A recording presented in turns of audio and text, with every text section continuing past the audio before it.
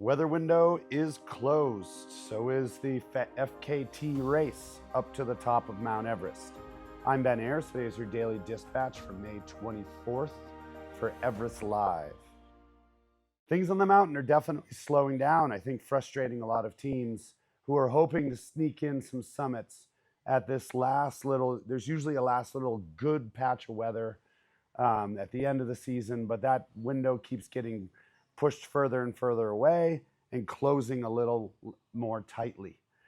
It's looking like maybe there's a chance for 2 days, 3 days of good weather, Monday, Tuesday next week, but that could change. That's still a couple days out. Last night, as we mentioned in yesterday's dispatch, Karl Egeloff took off from Everest Base Camp with no oxygen, trying to set the fastest known time record from base camp to the summit. When he got up to Camp 3, according to his Instagram, he had a bad feeling. The conditions weren't good, and he turned around and came down to climb another day. Tyler Andrews, the American, he looked at the weather forecast and realized that it wasn't going to be safe for him to go up to the summit without oxygen. So instead, he tried to beat the overall speed record of 10 hours and some odd minutes from base camp to the summit using supplemental oxygen.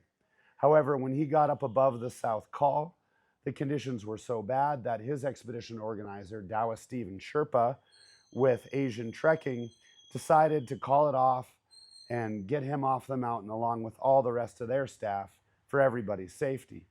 So the bad news is this year, no fastest known time without oxygen was set on Mount Everest.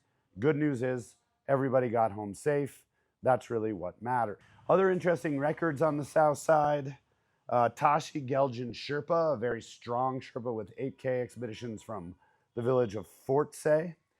He climbed Everest 4 times in 15 days, setting a new record.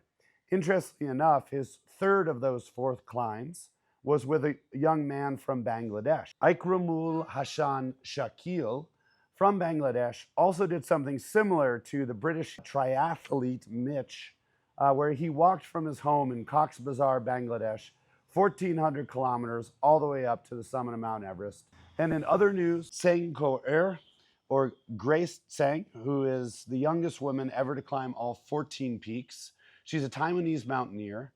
She climbed Everest without any oxygen yesterday as well.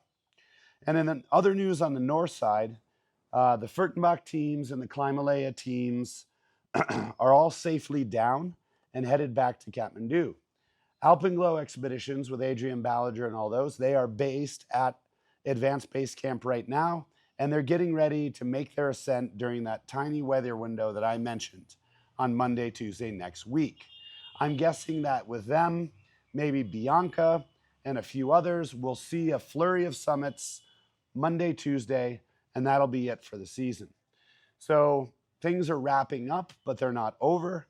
Base camp is rapidly turning back into a dirty glacier, and things for the season are coming to a close.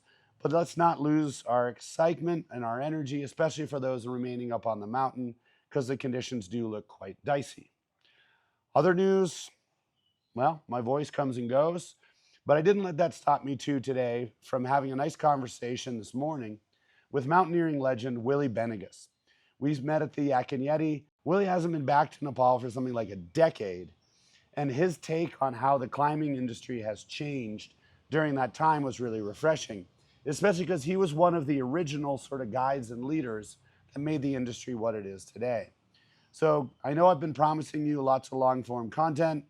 I've basically been napping, but we will turn that around and be putting it on our YouTube, so stick with us, and stay tuned. We'll see what we can get for you tomorrow.